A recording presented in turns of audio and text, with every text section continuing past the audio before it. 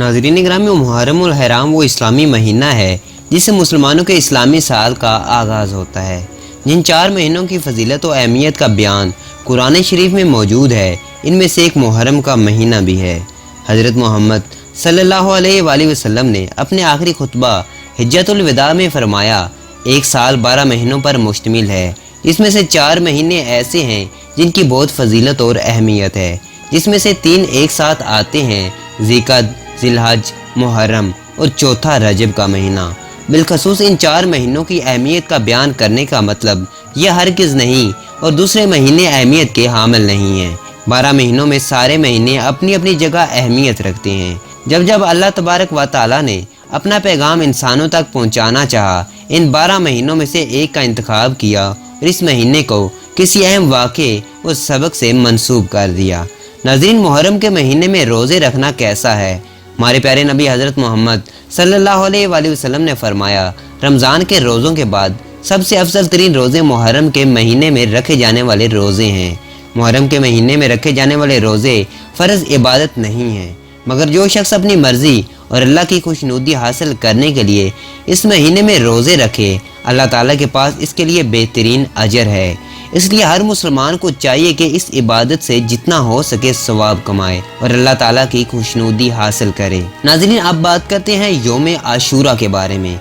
वैसे तो मुहर्रम उल हराम का पूरा महीना ही मुक़द्दस और अहमियत से भरपूर है, मगर मुहर्रम का 10वां दिन तमाम दिनों में सबसे अहम है। इस दिन को आशूरा कहा जाता है। सहाबी इब्ने अब्बास रज़ी अल्लाह तआला अन्हु की रवायत के मुताबिक हमारे प्यारे नबी हज़रत मोहम्मद सल्लल्लाहु अलैहि वसल्लम ने जब मक्का से मदीना हिजरत की तो 10 मुहर्रम के दिन यहूदियों को रोज़ा रखते पाया। दरियाफ्त करने पर मालूम हुआ कि इस दिन हज़रत मूसा अलैहिस्सलाम और इनके साथियों ने मिलकर मुअज़्ज़ाती तौर पर दरिया नील को पार किया था और इनका पीछा करता हुआ फ़िरौन पानी में गरक हो गया।